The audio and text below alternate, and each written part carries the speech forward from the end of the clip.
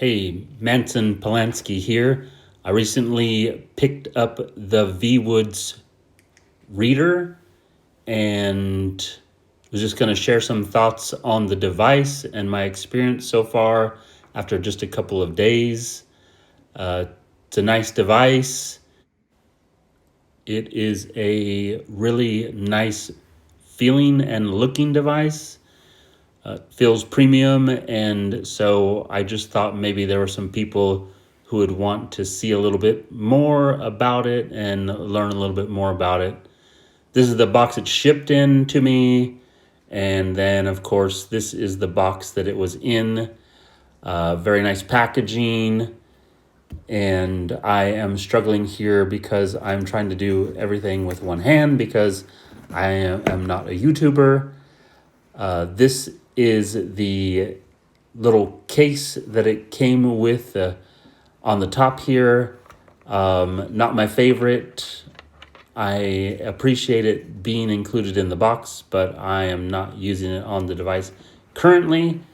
I have never even put it on the device. I heard it's really hard to take off. And then there was this very large piece of foam protecting everything underneath the case. Don't know what I'll do with that. And then, of course, this is the device itself. It is roughly the same size as an iPhone Pro Max if you're an iPhone user. Of course, the screen is smaller than the iPhone Pro Max, but the actual body is about the same size because of the large bezels. So this is me trying to get off the protective plastic with one hand, struggling. And it takes me a few minutes here to get that off. And it does feel really good in the hand. I believe it is plastic, although it doesn't feel cheap like plastic. It feels really nice. The screen is not glass. The color to me is a little bit on the weird side, kind of a green tint to the aluminum frame. Not my favorite, but it didn't really bother me. Orange power button, volume rockers up and down, and then the AI button at the bottom. And then the USB-C port, which is a little off center. And then, of course, the ugly sticker. Fortunately, it's a sticker, and it peels right off of there. The device ships with 4G, so you can get data on the go and don't have to have access to a Wi-Fi or a Wi-Fi hotspot. So I put my SIM card in the device to test out the 4G capabilities to make sure it was working, and it is working just fine. I'm using Mint Mobile, and I put my SIM card in and powered on the device and was immediately able to receive 4G data from Mint Mobile. So that was not a problem for me. I got the device powered on, and you can see in the status bar that I have 4G cellular data and Wi-Fi, and you can see the ghosting on the screen. Of course, that goes away with a swipe down, just like on the AiPaper. Swipe down from the left. There's also auto ghosting correction that works very well. An update right out of the box, and the update did take a little bit of time. Took like 10 minutes to download and install the update. So not too bad for an e-reader. This is the reader next to the AiPaper, and just a comparison of their screens. Of course, the AiPaper has no front light, and the reader does have the front light. And this is just some of the pre-installed apps. You can see the phone app on there for making phone calls. That does work. I'll show you that in a minute, and just a bunch of the other pre-installed apps, which can all mostly be deleted if you don't want them or use them. And yeah, I'm just gonna show you a comparison of the front light and how bright that the reader gets compared to the paper without the front light. And the video doesn't do a great job of reflecting the brightness of the screens, but you can see the difference. And of course, the paper is very hard to read if you don't have adequate lighting, and the reader, of course, is much easier to read because it has the front light.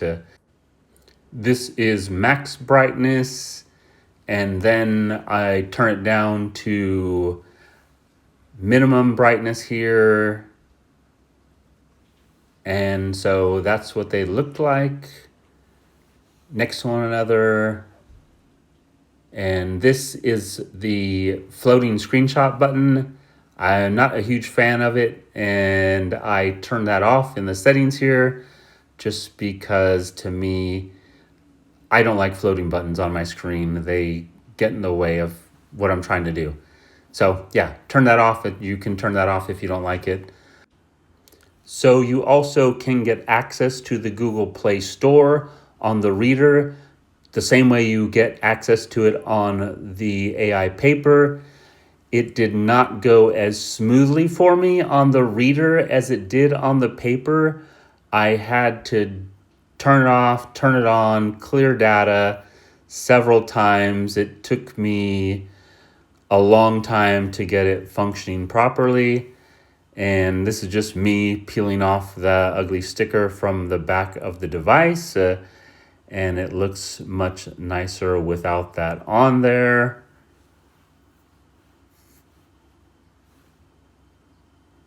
And I think next I am going to make a phone call from the device just to show you that you can make phone calls if you want to. There, of course, is no earpiece or speaker, so you have to either use a Bluetooth headset or wired earbuds.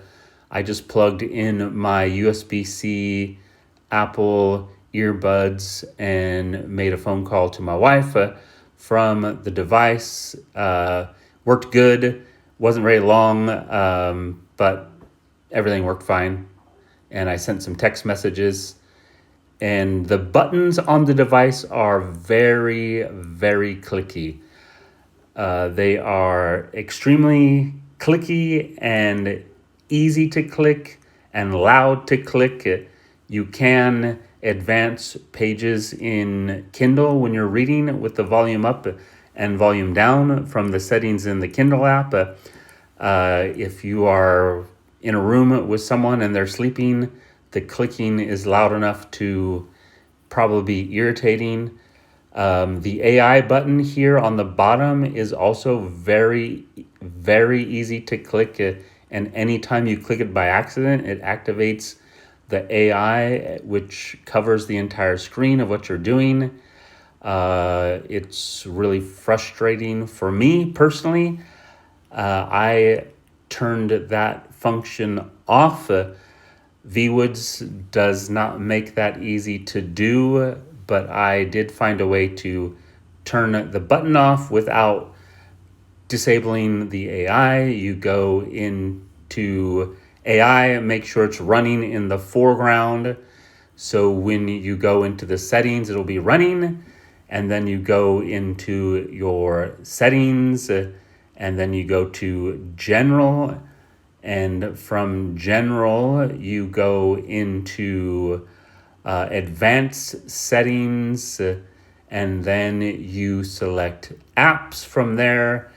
And then you click on AI that was just running, scroll down to the bottom of the page, and display over other apps. You click on that permission and you turn it off. You can see I toggle it off here. So when you click the button, it does not display over other apps because you can use Keymapper to turn the button off. But the problem that people have is if you click the button, the AI button, it displays over the top of the app, so you can't actually set it up. So if you turn that display over other apps off, then you can set that up in Keymapper. I did pay for the ability to map the button on the side. I don't know 100% whether or not you need to pay for that function from Keymapper, but I really wanted to turn that button off just because it was super easy to accidentally activate and then it would come on over the top of whatever I was doing. And so, yeah, I did that. The AI still functions. You can get to it from the AI button or from the AI icon on your home screen. So I've had the device for just a couple days, and I am going to wrap up my thoughts by saying I do personally like the device. It does feel good in hand. I will say, as an owner of the AiPaper, that the feature set on this device, to me personally, was a little bit of a letdown. I believe that Viwoods' selling point is kind of this knowledge base idea of being able to use AI to study what you're reading. Personally, for me, that hasn't been an amazing experience. I do like the e-reader function. I like using my Kindle and my other apps that I read on. So those are my thoughts for now. And if you have questions, you can put them down below. I'll try and answer them. And I'll try and upload some more stuff about the device if anyone seems to show any interest in it at all. So have a great day. Thanks for watching. And I will see you possibly in the future if there is another video. Peace.